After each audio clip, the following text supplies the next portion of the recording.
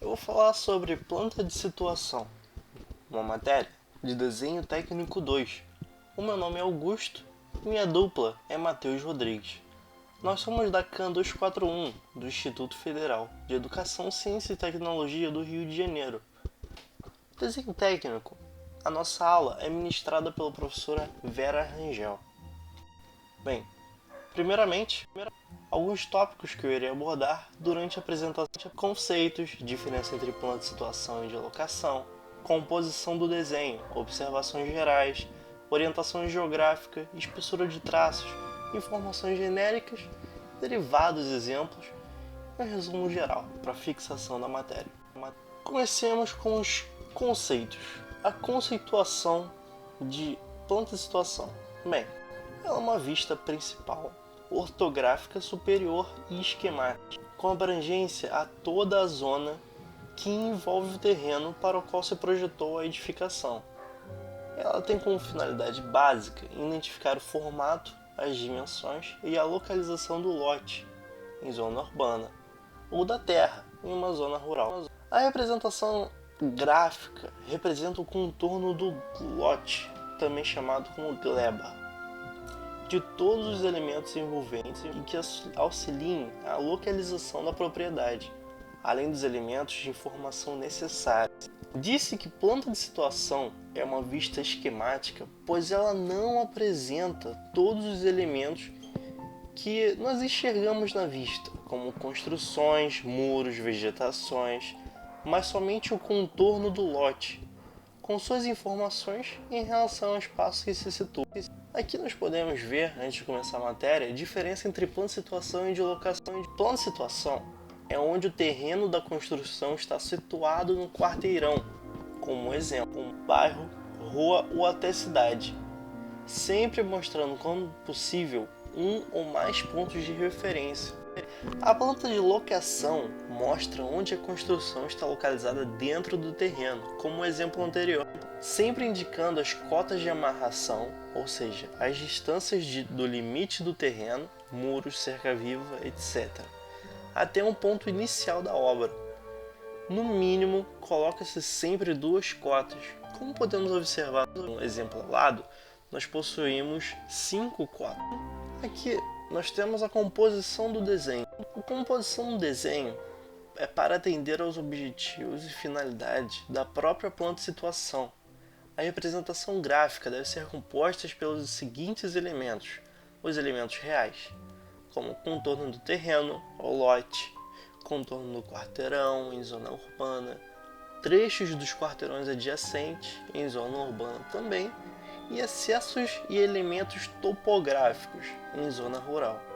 Um outro é informações, como orientação geográfica, que eu vou falar um pouco mais adiante, dimensões lineares e angulares do lote ou da gleba, cotas do terreno, distância, esquina mais conveniente em uma zona urbana, nome dos logradouros, também em zona urbana, nome dos acessos e elementos topográficos em uma zona rural, distância a um acesso principal, rodovia estadual, municipal ou federal em uma zona rural também, e dimensões dos passeios e ruas, também em uma zona rural.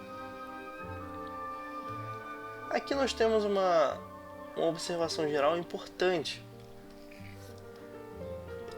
As escalas. Bem, para as plantas de situação em zona urbana, são consideradas dimensões médias dos lotes e construções. A escala mais conveniente geralmente é 1:1000, mas também pode ser usada 1:500. Em zona rural, a escolha da escala depende das dimensões da gleba do lote, podendo variar de 1:100 até 1:50.000, chegando até 1:100.000. Bem, aqui nós temos a nossa orientação geográfica, que é importantíssima e sempre deve ser representada no nosso desenho. A orientação geográfica do lote é um desenho, é um elemento, indispensável. E normalmente se faz através da indicação do norte, identificado por seta, que indica a direção ou sentido do norte, acompanhada pela letra N em maiúscula. Aqui nós podemos ver que há um traço N, uma outra seta e outros dois últimos desenhos. O último desenho ele deve ser obrigatoriamente representado pela letra N acima dele. Bem, aqui nós temos também, em relação direta ao desenho, a espessura dos traços. O contorno do terreno é o elemento que deve ser representado com espessura mais grossa. Com espessura média, representa-se os elementos complementares ao desenho, como os nomes,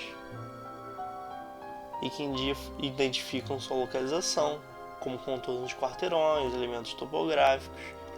E uma espessura mais fina é utilizada para elementos secundários em linhas de cota, rachuras eventuais, linhas auxiliares.